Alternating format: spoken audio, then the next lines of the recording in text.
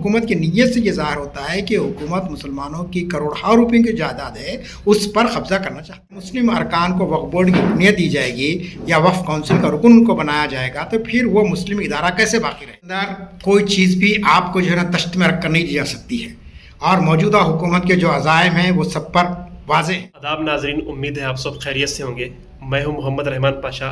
اور آج ہمارے ساتھ ہمارے چیف گیسٹ ہے ڈاکٹر سید اسلام الدین مجاہد۔ آپ سابق میں پولیٹیکل سائنسز کے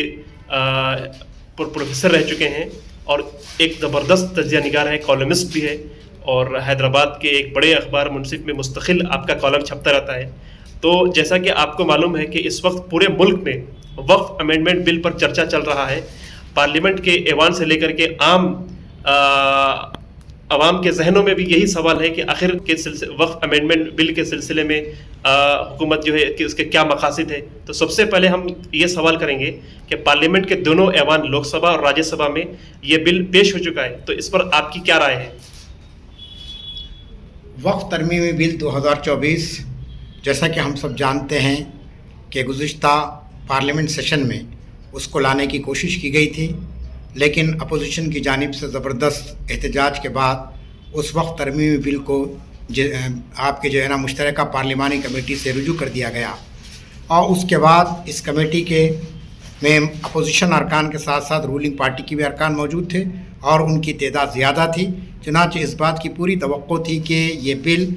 حکومت کی تائید کرے گا، چنانچہ کمیٹی نے اپنی رپورٹ پیش کر دی تھی۔ لیکن آپ جانتے ہیں کہ جے سی پی میں جتنے ارکان اپوزیشن کے رہے، ان سب اپوزیشن کے ارکان نے اس میٹنگ کا بائیکاٹ کیا باضابطہ۔ ان کو یہ شکایت رہی کہ جو انہوں نے اختلافی نوٹ دیا تھا اس کو جیسے جے سی پی آپ کے جیسے چیئرمین صاحب نے اس کو اصل مسودے سے ہٹا دیا تھا۔ لیکن وزیر داخلہ امت شاہ کا یہ کہنا ہے کہ اپوزیشن کی جو اختلافی نوٹ ہے اس کو شامل کر دیا جائے گا، اس کا مسئلہ نہیں ہے۔ جی، اب وہ جو بات اب آئی ہے وہ یہ ہے کہ گزشتہ 2 دن پہلے جب یہ بل پیش کیا گیا لوک سبھا میں، اس وقت انہوں نے امت شاہ صاحب نے کہا کہ اپوزیشن کے جو اختلافی نوٹ تھے جو نکال دیے گئے تھے پھر سے ہم اس کو شامل کر دیں گے۔ چنانچہ حیدرآباد کے رکن پارلیمنٹ جناب اسد الدین اویسی صاحب نے بھی جو اختلافی نوٹ لکھا تھا، انہوں نے خود یہ بیان دیا تھا کہ ان کے اختلافی نوٹ کو اس میں شامل نہیں کیا گیا ہے، لیکن آج انہوں نے کہا ہے کہ اس کو شامل کرنے کا تیقن دیا گیا ہے مرکزی داخلہ کی جانب سے۔ لیکن سوال یہ ہے کہ آخر اپوزیشن کو اور مسلمانوں کو وقف امینڈمنٹ بل کے سلسلے میں کن طرح کے خدشات لاحق ہیں، اور کیا وہ حقیقی انداز میں خدشات ہیں؟ دیکھیے، سب سے پہلا سوال یہاں پر یہ آتا ہے کہ موجودہ حکومت کو کیا ضرورت تھی کہ وہ مسلمانوں کے خاص مسئلے کو جو ہے نا اس طریقے سے اس کو الجھن میں ڈال دیا جائے اور ایک نیا قانون وقف لایا جائے، جبکہ ہم سب جانتے ہیں کہ 1995 کا جو قانون وقف ہے اس میں ساری چیزیں موجود تھی۔ جہاں تک حکومت کا دعویٰ ہے، حکومت یہ دعویٰ کر رہی ہے کہ صاحب ہم جو نیا وقف قانون لانا چاہتے ہیں اس کے ذریعے جو ہے نا اوقافی جائیداد کا تحفظ ہوگا۔ اب میرا سوال صرف مختصراً طور پر یہ ہے کہ آپ ایک طرف تو کہہ رہے ہیں کہ استحکام چاہتے ہیں، دوسری طرف آپ نے یہ کہا کہ صاحب جو مسلم وقف بورڈ جو پیورلی مسلمانوں کا ادارہ ہے، اس میں آپ نے کہا کہ اس میں غیر مسلم ارکان شامل کیے جائیں گے۔ جب غیر مسلم ارکان کو وقف بورڈ کی رکنیت دی جائے گی یا وقف کونسل کا رکن ان کو بنایا جائے گا تو پھر وہ مسلم ادارہ کیسے باقی رہے گا؟ اور اگر آپ مسلم وقف بورڈ میں غیر مسلموں کو نمائندگی دیتے ہیں تو ہمارا سوال یہاں پر یہ ہے کہ ہندو انڈومنٹ کے جو ادارے ہیں کیا وہاں پر مسلمانوں کو نمائندگی دی جائے گی؟ عیسائی بھائیوں کے جو ادارے وقف کے کیا اس میں مسلمانوں کو نمائندگی دی جائے گی؟ گرودوارہ پربندھک کمیٹی موجود ہے، کیا اس میں مسلمانوں کو نمائندگی دی جائیں گی؟ تو لازمی چیز ہے کہ کوئی بھی وقف بورڈ جو ہوتا ہے، جو انڈومنٹ ادارے ہے، وہ اپنی قوم کے بھلائی کے لیے کام کر رہے ہیں، اس میں کسی اور طبقے کی شمولیت بالکل جو ہے نا خارج بحث بات ہوتی ہے۔ لیکن جیسے ابھی آپ نے کہا کہ حکومت کی اس کی ایک الگ نیت ہے، آخر حکومت ہند مسلمانوں کی وقف پراپرٹی کو لے کر اس کے پس پردہ اس کے کیا مقاصد، کیا ایمز اور آبجیکٹیوز ہو سکتے ہیں اس کے؟ دیکھیں، سب سے بڑا تو یہ ہے کہ یہاں ہندوستان میں مسلمانوں کا دور حکومت رہا، ہر ریاست کے اندر مسلمانوں کی کئی ایکڑ زمین جو ہے نا وقف کی گئی، ہمارے اسلاف نے وقف کی ہے، اور آپ جانتے ہیں کہ وقف کا تعلق ہماری شریعت سے ہے اس لیے ہے کہ ہم اس کو ایک عبادت کا درجہ دیتے ہیں. ہمارے اسلاف نے جو اپنی قیمتی جائیدادیں وقف کی اس کا مقصد یہ تھا کہ کار خیر ہو اور اس کے ذریعے ان کو ثواب جاریہ حاصل ہو. اب ہمارے اسلاف نے جو جائیدادیں وقف کی اس پر حکومت اگر قبضہ کرنا چاہتی ہے تو پھر یہ بدنیتی نہیں ہوئی کیا؟ پھر دوسرا سوال یہاں پر یہ آ جاتا ہے کہ آپ نے جو چیزیں نکال دی ہے وقف کے، جو مروجہ جو قانون موجود تھا اس کے اندر تبدیلی لائی. اب تک کا معاملہ یہ تھا کہ وقف بورڈ یہ تعین کرتا ہے کہ صاحب یہ جائیداد وقف ہے یا نہیں ہے، لیکن اب آپ نے یہ اختیار حکومت کے کنٹرول میں دے دیا ہے. اب یہ کلکٹر طے کرے گا کہ صاحب یہ وقف کی جائیداد ہے یا نہیں ہے. دوسرا سوال سب سے بڑا اہم یہ ہے کہ صاحب آپ نے یہ کہا کہ صاحب اگر کوئی شخص اگر آج اسلام قبول کرتا ہے، اگر وہ صاحب جائیداد ہے تو وہ اپنی جائیداد کو وقف نہیں کر سکتا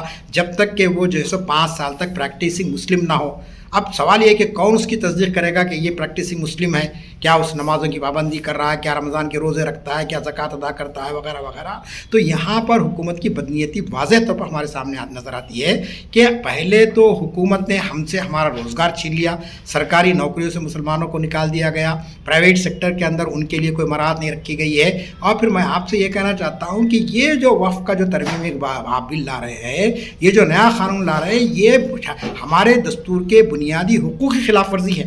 اگر آپ دفعہ 15 کو پڑھیں گے بنیادی حقوق کے اندر، جس کے اندر مذہبی آزادی کا حق ہر شخص کو دیا گیا ہے، اور مذہبی آزادی کا شخص کے آزادی کے معنی صرف یہ نہیں کہ کوئی مذہب اختیار کر لینا، بلکہ اس کی پریکٹس کرنا. ایک پریکٹسنگ ہم مسلمان ہیں اور ہمارا مذہب اس بات کی یہ کرتا ہے کہ آپ کوئی اجازت وقف کر سکتے ہیں. تو یہ راست طور پر ہمارے بنیادی حقوق کو چھیننے کی کوشش ہے، ہماری مذہبی آزادی کو ختم کرنے کی یہ کوشش ہے. اور پھر آپ جانتے ہیں کہ ہم اگر مسلمانوں کا وقف کا نظام اگر صحیح ہو جاتا ہے اور حکومت اس میں بجائے اس کو کنٹرول کرنے کے، اس پر قبضہ کرنے کے، اگر یہ جائیدادوں کو پوری طریقے سے مسلمانوں کے حوالے کرتی ہے اور دیانتدار لوگ اگر وقف کے جیسے معاملات میں آتے ہیں تو پھر مسلمانوں کو حکومت سے کسی امداد کی ضرورت باقی نہیں رہے گی. اچھا، اب یہاں پہ سوال جو ہے مسلمانوں کا پیدا ہوتا ہے. جب یہ وقف امینڈمنٹ بل 2024 پارلیمنٹ میں پیش ہونے سے قبل جب اس کے چرچے ہو رہے تھے تو مسلمانوں نے اپنی ذمہ داری سمجھ کے جو جوائنٹ ایکشن پارلیمنٹری کمیٹی ہے اس کو ہزاروں کی تعداد میں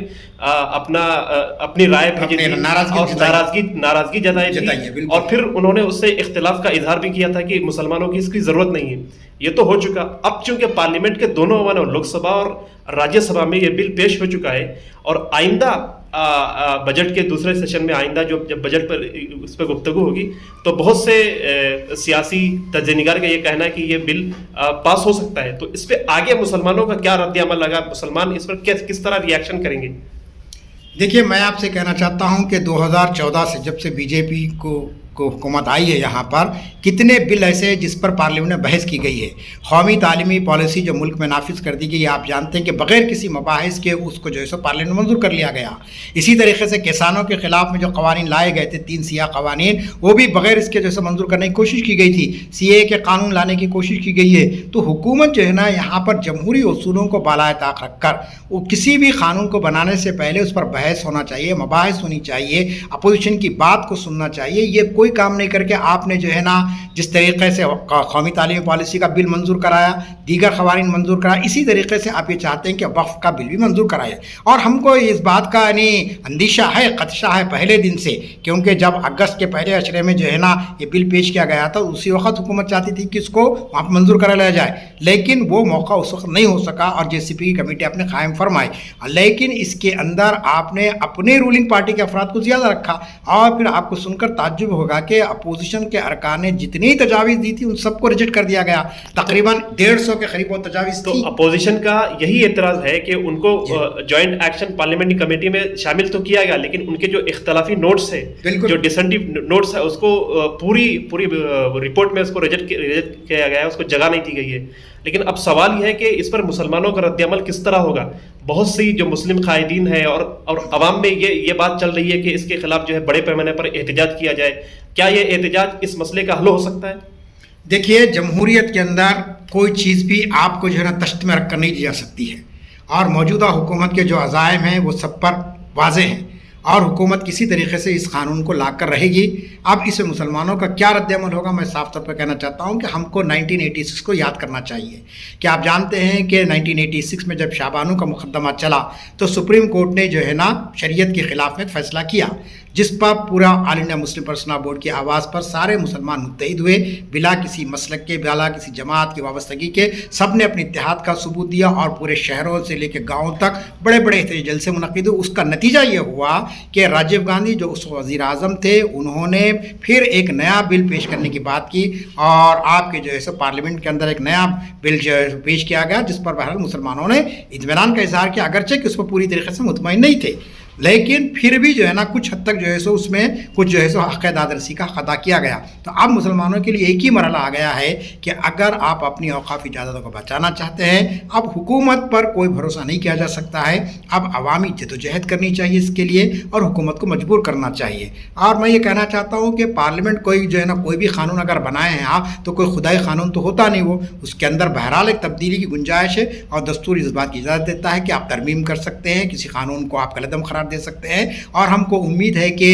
آئندہ جب 10 مارچ سے بجٹ کا دوسرے مرحلے کا سیشن شروع ہوگا، اس وقت تک حکومت بہرحال وقف بل کے دیگر پہلوؤں پر غور و فکر کرے گی اور اس بات کی کوشش کرے گی کہ بہرحال اس قانون کو زیر التوا کر دیا جائے، اس کو مورد التوا میں ڈال دیا جائے تاکہ ملک میں کوئی افراتفری کا ماحول نہ پیدا ہو۔ لیکن اگر حکومت بضد رہے گی تو پھر مسلم جماعتوں کی یہ اخلاقی ذمہ داری بن جاتی ہے، ان کی دستوری ذمہ داری بنتی ہے اور ان کی ملی ذمہ داری بنتی ہے کہ وہ بہرحال مسلمانوں کو اس بات کے لیے آمادہ کرے کہ وہ اس وقف قانون کے خلاف میں تمام قانونی راستے اختیار کرے، تمام جو ہے نا جمہوری طریقوں اختیار کرے اور اگر موقع ملے، اگر مطالبہ ہو وقت کا تو بہرحال سڑکوں پر نکل کر احتجاج کرے، جیسا کہ آل انڈیا مسلم پرسنل بورڈ کی جانب سے خبریں آ رہی ہے کہ وہ بہرحال اس قانون کو قبول کرنے کے تیار نہیں ہے اور ہندوستان کی جتنی مسلم جماعتیں ہیں، موقر جماعتیں، چاہے جمعیت العلماء ہند ہو یا جماعت اسلامی ہو یا جمعیت اہل حدیث ہو، ان سب نے یہ کہا کہ یہ بل ہمارے لیے موجودہ حالت میں ناقابل قبول ہے۔ تو میں سمجھتا ہوں کہ عوامی تائید کے ذریعے ہی حکومت کے مذموم ارادوں کو ناکام کیا جا سکتا ہے۔ اور اس میں آخری بات یہ کہنا چاہتا ہوں کہ یہ جنگ صرف مسلمانوں کو لڑنی نہیں ہے، بلکہ اس کے اندر ہم اس ملک کے تمام انصاف پسند شہریوں کو ساتھ لینا چاہیے اور ان کو یہ بتانا چاہیے کہ آج حکومت مسلمانوں کے اوقاف اجازت پر قبضہ کر رہی ہے، کل یہ حکومت دیگر قوموں کے مذہبی عبادت گاہوں پر بھی قبضہ کر سکتی ہے اور ایک نیا جو ہے سلسلہ شروع ہو جائے گا۔ اور دستور نے جو ہم کو ضمانتیں دی ہے، چاہے وہ آرٹیکل 15 کی بات ہو، آرٹیکل 25 کی بات ہو یا پھر مسلمانوں کے اقلیتوں کے حوالے سے دفعہ 29 اور 30 کی بات ہو، ان سب دفعات کی خلاف ورزی ہوتی ہے۔ اگر وقف ترمیمی بل منظور ہو جاتا ہے تو ہم کو امید ہے کہ اس ملک کے انصاف پسند شہری اس حساس اور نازک مسئلے پر مسلمانوں کا ساتھ دیں گے اور حکومت کو مجبور کریں گے کہ وہ کوئی ایسا قانون وقف نہ لائے جس سے جو ہے سو ملک کے دستور کی خلاف ورزی ہو، قانون کی حکمرانی جو ہے سو ختم ہو جائے یہاں پر اور مسلمان یہ محسوس کریں